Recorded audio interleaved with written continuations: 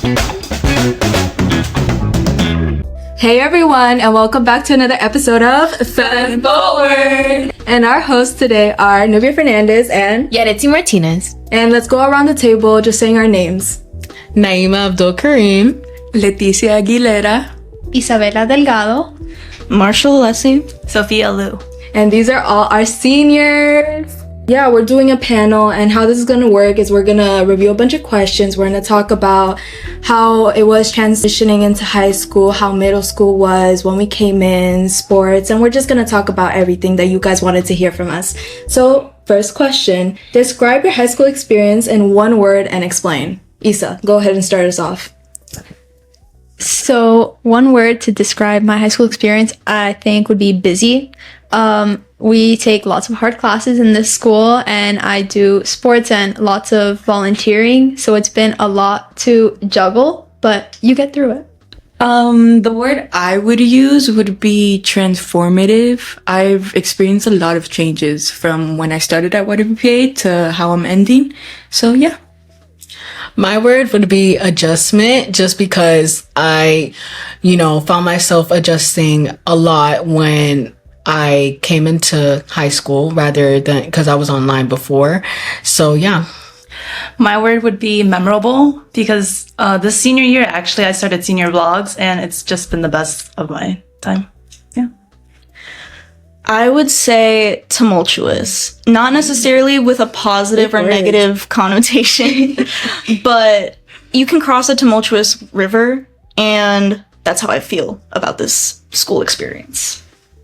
Snaps for that.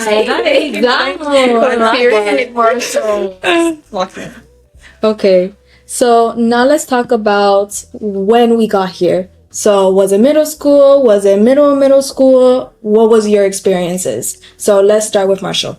I remember I had been told about YWPA back in 4th grade, because a lot of people that went to Mr. Cabrera's church went to my elementary school. So they were always like, oh yeah, there's this all-girls school, they have robotics and stuff. And I was like, robots? I can make robots? Well, one of the reasons why I came to school is because in elementary, I was interested in robotics. And so one of the first teachers that I met here was Dr. Cho. And she was like, oh, if you were to come, I would love to get you on the team. And so she kept that promise. And during my first year until 10th, 11th grade, I was a part of robotics for a really long time. I have an experience prior to coming in. It was orientation right before school actually started. Oh, wow. And this is when I first met Miss Mendoza. And I was like, oh my gosh, she's such a cool teacher. I can't wait to have her. And it was with another a girl that used to come to the school. And it was funny. She was my first friend, the girl that I met. Mm-hmm. And we went into 6th grade together, and I remember sitting in Miss Brito's class and seeing her walk in, and I'm like, oh my god, sit here, because I was in the back. So yeah. For you guys, what was the hardest year in middle school, and why? I would say 7th grade. Yeah. I did not get put into Algebra 1 Head Start. She's a whole smarty. Let's snaps to her, for real. It's just, wild to think about, because when I first came here, I came from another school that was not as accelerated as this school is. Now, when I came to the school and I had my first math teacher, she was hard to understand. I guess I didn't really get her teaching methods at first, so it was very much a hard adjustment. I just know it got better after a while of being in school. I guess I had to I don't like asking people for help, but I had to suck it up and ask people for help. If you're in the same situation where you have where you're struggling at math, don't be like me. Find a tutor, ask for help. It's not that big of a deal if you do. Trust me. Other people do too. Yeah. So that's what was difficult for me. So then for me, probably the hardest year in middle school was 8th grade, because COVID had hit us 7th grade, towards the end of the year. And so coming back 8th grade, most of my friends were online at the time. And so I had to basically make a new group of friends when I was coming back. And I wasn't a social person back then. I was really shy. And so that was really hard for me because I don't open up easily. And then also the pressure was getting to me. Like, I was realizing, I was like, okay, I'm going to start high school. That's when what colleges start looking at from there. So that would also get to me. So yeah, I think 8th grade was the hardest. But I had a good support team here at YWPA, but I always know that there's some type of support. Isa, what about you? Honestly, I think 8th grade was also the hardest. Like 7th grade, like COVID for me, like a lot of people can't relate, but like best time of my life.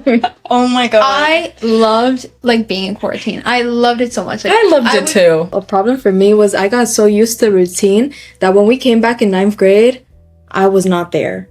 Right. And it's really hard because 9th grade is supposed to be the year that you lock in because you're starting AP World, AP Spanish, and AP classes are way different than normal classes, normal high school classes. And it just didn't register in my brain. And plus, we like the normal classes that we did take, we barely took them because we were online. So it's like we barely got through like the normal courses, and then they're like, "Hey, AP." Yeah, like the foundations for our classes, like they weren't there. They were very Exactly. weak. Very weak. Yeah. Yeah. Anyways, Marshall, so you want to talk about your work with Spectrum? Yeah, I started Spectrum in middle school. I went to every meeting I could. And from there, it like helped me not only find my community, because you find a lot of LGBT students not in Spectrum. I found many of like the LGBT students through Dungeons and Dragons, like with Monarchs and Dragons with Miss Morojon. And there was actually the coding club that Miss Mendoza ran, Code Art, where I also found a lot of them. And everyone just like culminated back into the Spectrum, and I was like, oh, I know all of you. And since like I think it was sophomore year I took up presidency, I wanted to make sure I did everything I could to make sure that the way the school accepted me, I could pass down to the other students whose grades maybe weren't as accepting, because I feel like our grade especially was probably the most accepting and most diverse grade when it comes to LGBT students, even now. Yeah. So I just wanted to make sure that I was doing my best to make sure that everyone felt accepted. I was like, if you don't understand like who you are, or, like what you think you are, I can relay those resources to you. I have my own personal experience because I started thinking of that stuff when I was like 9. I just love the community that I found here, and it helped push me to pursue it in our actual community in Miami and stuff. Like I joined Prism, which is another LGBT org in South Florida. Love them. Donate. And then I also, through here, the school psychologist recommended me to join the Yes Institute, so I joined them.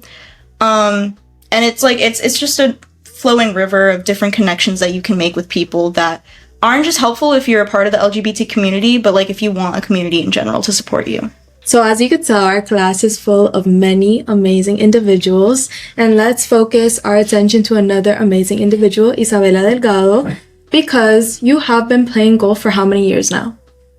Since 6th grade. I actually started with the school. So the school used to have an after-school program called the First Tee at Mel Reese Golf Course by the airport, and now they tore it down and they're making it the soccer stadium, so it's so sad because that's where I learned to play golf, and with the school. So my mom forced me to play golf in 6th grade because it was like literally free classes and all you had to pay for was the bus drive. Yeah.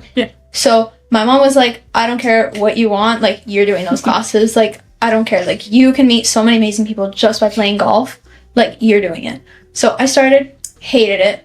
All of 6th grade, I hated it. I remember that. 7th grade, I started it, and then COVID hit, and I was like, thank God I don't have to go to golf anymore. And then 8th grade, when the whole like quarantine, like they were like lessening it a little bit, the program opened back up and they were doing the same thing, free classes, but the school wasn't offering it anymore. So my mom was like, oh, you're going back over there, I'm driving you. Ooh. And I was like, oh my God, no way, it's back. So then I did it again, and like after a month I started to like really like it. And so yeah, so like playing golf for like 6-7 years, actually enjoying it, maybe like 5 or 6 now. You got so many amazing opportunities and experiences. Like you and Sophia, well, we're focusing only on you and Sophia, but it was the four of us. We got to do DAP 1 of Posse. And if you guys don't know Posse, we've talked about it before. It's an amazing scholarship program where you could get Video put into a posse, which is a group of people, and they'll be your besties that will follow you to college and help you adjust to college. And you guys got to experience that. Yeah. So Yeah, I feel like what's so cool. Haynes always says she's like, nothing's given to mouths that are closed, something Yeah. like that. Just like if you want to have that high school experience and you want to stay in this environment, nobody's stopping you from doing that. You just gotta open the door for yourself. You know, take that initiative to make those friends, join those nonprofits to make those friends to go to these places. Okay, on the college topic. Okay, so I know most of us aren't committed to a college, Yeah. but this is more for our juniors that are gonna be watching, or if you guys watch. How do we deal with the pressure of making the right choice for college decisions? I could answer that, knowing that my other peers are going through the same thing. Yeah. So just being able to like rely on others, like we're all going through the same thing. And then also you just have to keep in mind that what's made for you will work out. Like whatever is meant for you, it'll come to you. So you might have a dream school. Me personally, I wanted all my life I always knew that I wanted to leave Florida and I didn't want to stay, but then we went on the college trip and we went to FSU and I fell in love with the campus. I loved everything about it and I got it set in my mind. I was like, okay, this would be the one Florida school I'm open to. Unfortunately, I did not get in. I got rejected. And so I've been having to deal with getting through to that, but I've gotten accepted into amazing schools like Penn State, Simmons. And so you just always have to keep in mind that it may not be what you want, but it's what's meant for you. Yes. Oh, I love that. I love that. And also, you might get accepted into a school, like a really great school, but like they might not be helping you out financially. And that's another thing. You have to look at, okay, this is a school I want to go to, but what does it look like? Like, what do I need to give them in terms of like money? Because the thing is, you do not want to be paying so much money out of pocket, and especially going into your undergrad. Yeah, especially just for a bachelor's. Exactly. That's the one thing I gotta repeat to myself. I'm like, It's just for my undergrad. Exactly. Because if you need to, like, for instance, Miami-Dade is a great option. Like, Miami-Dade Honors is a great option. Amazing. If you need to go ahead and take 2 years in Miami-Dade Honors, you could do that and then go ahead and transfer to where you want to go. And Miami-Dade Honors will help you and support you financially through that path. We recently got the opportunity to go to the Miami High College Fair, and there we got to actually talk to students from the Miami-Dade Honors College, and many of them are going to top universities like Stanford, Harvard, like all these big top league schools. So if you're a person that's like, that's always been your dream, maybe you just need 2 years to reach that dream.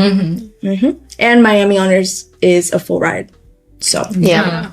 And a lot of people, like, when you're seeing the yearbook and it says, like, oh, such and such is going to Yale or Columbia or whatever, and then you're saying, like, oh, I'm going to Miami-Dade. Like, that's what's best for you. for you. Right. Someone's experience Yeah. is a lot different than yours. And it may change. You know what? You go to Miami-Dade for 2 years, and then guess what? You might end up with the same person at Yale or Columbia or wherever. You might end up together. It just, Exactly. everything takes time. It does. Exactly. Never feel, and also with that, never feel like ashamed or like, I guess, like embarrassed because of where you might end up going for college. Like at the same time, like nobody, if your friend is going to like an Ivy League and you're not, like don't feel, I know like if you wanted to go to the Ivy League, I know it may feel, you know, sad and you may feel hurt, but don't feel like you cannot achieve what they're going to achieve maybe in the future just because they're going to a different college than you are. The next question is, what is one advice that you would give to the juniors who are starting the process? Go to Shama. Shama told us this. She was like, you guys are gonna get rejections and acceptances, and you guys are gonna all go to different schools, and it's gonna be a different experience for all of you. But make sure to empower one another. Right. And so going into this year, I was like, I'm not gonna be like sad if someone gets into a school that I didn't know. I'm gonna celebrate them. When these three got into their schools, I was through the roof. Like, I've never felt so much happiness, and I've never been so proud of them. Oh my god. I've never cried so much. I've never been so proud of them, because like, they're my friends. Like, they've become my little family here, and just to see them be accepted into the schools they want to be accepted in, and to go down the paths that they want, like, there are no words for it. There are no words. She's gonna cry. That's how I feel. And, like, when Yadi got posse for Davidson, I was through the roof for her, because I knew how much that meant for her, and so I was so happy. My core memory from this year was us at Girl Talk and Marshall getting into UCS. I thought about that so much. Like, it's just like, Not another one. I feel like everybody's grade has their own family relationship at the end of the day. But our grade has been so, apart from all the things that we've gone through, we've been so tight at the end of the day. And like, moments like that is where I'm like, damn. I feel such a support from you guys. Yes. Like, my mom, because I talk about my mom, I tell her everything anyway. Yeah, so my mom, I told her like how many kids were like in my class. And I was just like, oh, like, there's like 19, right? Yeah, 19 of us. And she's just like, wow, like, in my class, there's way more. You guys can just, and she was just like, you guys can just, like, keep that group chat and, like, keep on texting. And we better do that. We need to have, like, little dorm tours or be like, oh, so, like, I started my first class today. Like, definitely check up with one another after you graduate high school. We're going to close out the podcast with one last question. What is something we wish we knew our first year? You're gonna have the best sisters ever. Oh, that's cute. Stop, Nubia. I would say with some, it won't be. It'll go by really fast. Yeah, and it won't be as hard as you may think it will, I guess. Okay. Yeah. Everything will work out, and you will find your people. You will. No matter how hard you think it gets, like, you have people that are supporting you and that are there for you. Don't focus too much on everything bad that might happen along the way, because you can compare it to every other possibility. This is probably the best outcome. This experience at this school was probably the best outcome I could have gotten. Yeah. Mine is you're not just a number. Yes, very important. Collect that too. Snacks. And that is it for another episode of Femme Forward. Remember to tune in on YouTube and Spotify and follow us on Instagram. Thank you. Bye. All right.